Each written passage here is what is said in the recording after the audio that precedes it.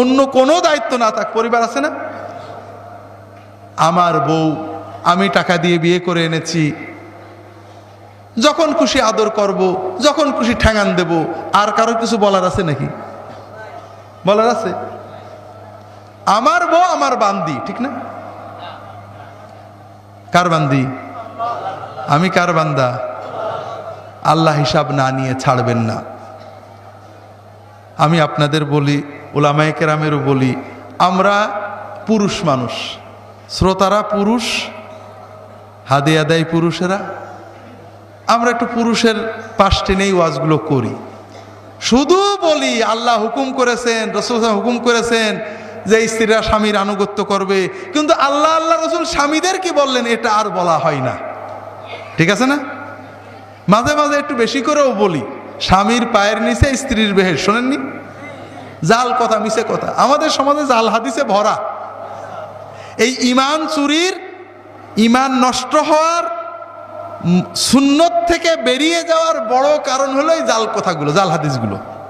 আর এই জন্যই হক্কানি উলামায়ে কেরাম সবসময় জাল হাদিসের বিরোধিতা করেছেন, বিশেষ করে দরবারে ফুরফুরা।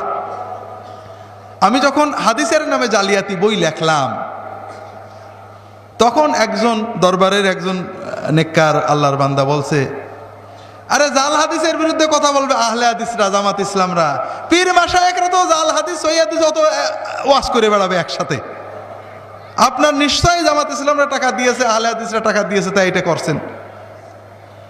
না, টাকা তো কেউ দিইনি, আমার পীর গুতোই গুতোই আমাকে বাধ্য করেছে। যেদিন সৌদি আরব থেকে এসে নামলাম, এই দারুস সালামের গেটে হুজুরের প্রথম কথা, বাবা জাল হাদিসের উপরে বই লেখো। আমরা ওয়াজ চুরি করি, ওয়াইজরা এক হুজুরের ওয়াজ শুনতে শুনি, সেইটা আমরাও করি, কিন্তু সহি না জয়ীফ না জাল বিচার করি নে। বাবা জাল হাদিস বলে বলে সব দোজখে চলে যাচ্ছি আমরা। উনি নিজে বিনয় করে বলতেন, বাবা আমাদেরকে তুমি একটা জাল হাদিসের উপর বই লিখে দাও।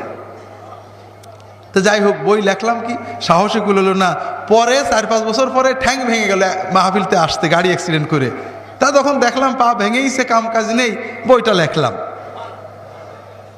পরে এই বই লেখার পরে একটা বই পাইলাম, যে বইয়ের কথা আপনারা কেউ জানতেন না, গত বছরে দারুস সালামে বলছি। ফুরফুরার পীর মুজাদ্দিদে জামান আবু বকর সিদ্দিকী রাহমাতুল্লাহ আলাইহি তার মেজো ছেলে আবু জাফর সিদ্দিকী রাহমাতুল্লাহ আলাইহিকে দিয়ে জাল হাদিসের বিরুদ্ধে বই লিখিয়েছিলেন, আজ থেকে প্রায় 90 বছর আগে, আল মৌজুয়াত নামে। বইটা পড়ে দেখবেন, এই যত জাল হাদিস আমাদের সমাজে আছে অধিকাংশকে ওনারা জাল এবং মিথ্যা এগুলো বলবেন না বলেছেন।